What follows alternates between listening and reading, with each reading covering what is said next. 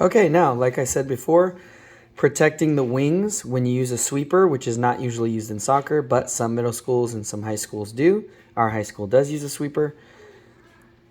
Protecting the wings is the most important thing because of all the space that you leave on the sides. So how are you going to protect them? I said I would prefer to use a wingback to protect the wings.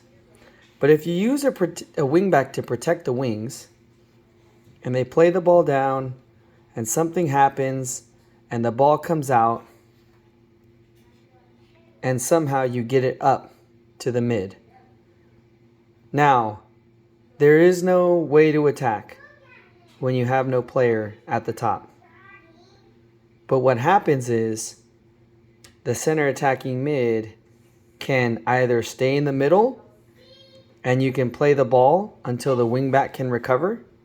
You can play the ball in the different ways we said, and by possessing the ball or holding the ball, you give the wingback time to track forward and actually be an available option when you do the option we said before, which was to play to the wing. I said one way you can play is have the striker come back to the midfield or to a wing, but in this case, come back to a midfielder, and then they can play to the wing. And then the wing can come and the wing can go across. So, they're missing a goalie. There, now they have a goalie. So, what happens when your wing is down fighting for the ball on the wing and somehow they get it back? And maybe they're being pressured and they have to get rid of the ball. So they go inside to a mid. That's the correct maneuver to get the ball to the mid. That's where your strength is, in the middle. Now we have the ball in the middle, but let's just say that we have a fast counterattack and we don't want to wait for the wing to come back up. Maybe the wing's exhausted.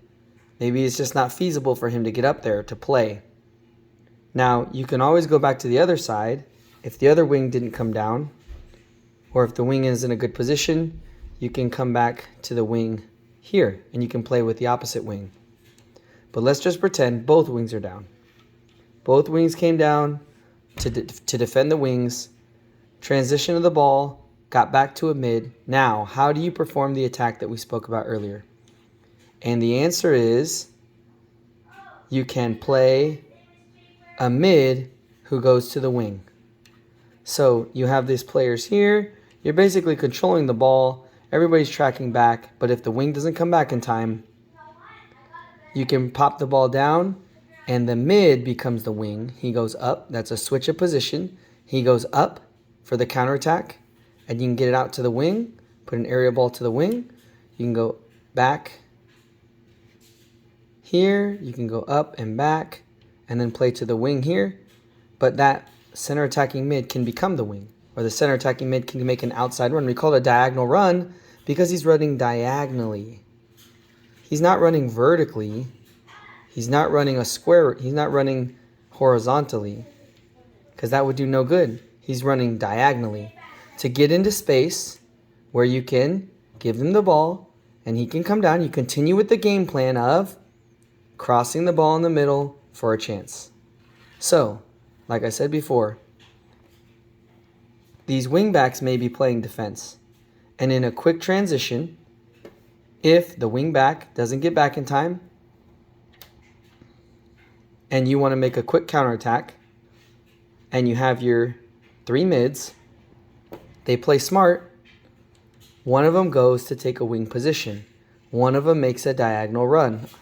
Let's say the ball gets played here, then he makes a diagonal run and gets played out. So how these mids play together now is also important. We talked about how the backs need to play together. We're talking about how the wings need to drop back. Now we're talking about how the mids play together. When the ball gets pushed up, they can tiki-taka, pass in here. But more likely, these players are going to come back in and start attacking for the ball. And now you have 4v3. As soon as they lose that numerical, now they lose their numerical advantage. Now there's a disadvantage. You got to get the ball somewhere. So let's just say we get the ball up to the striker. diagonal run. Striker can go there now, or this player could move out as a wing, this mid. Usually it's going to be the center attacking mid though. So the ball's here. They're all tracking back, so there's not a lot of time to play around with the ball. They're all coming back. He plays the ball here. He plays the ball up. And it's this mid. If the wing is too far back, maybe they were fighting in a corner. He's coming back. It's this attacking mid who makes a run diagonally. And they can get the ball out to him here. Or if it's too challenging, this player moves there, comes back, like we said. The ball goes up. Player goes, then it comes back. Gave it enough time for this center attacking mid. Ball goes up, back, back. This player's attacking the ball. This player can go and become the wing. So that's really just to simplify it all. If the wing backs are too far back, they're fighting for the ball. They get the ball in transition somehow. It pops in. And then it pops up to the mid, which is where you want to go with it. Now this mid has options. Pass the ball to the center attacking mid, who can go to the striker. This player becomes the wing. This player moves up for the ball to be the one to send it to the wing. So that's it. The ball comes to the mids. If there's nobody in this space, and there's no one in this space, because they're both back, the center attacking mid can move up and become the wing. Or this mid can move up and become the wing. And since you have so many players in defense, you have all four here, you're fine. Even if the ball did get taken away, you would have enough players to cover and defend.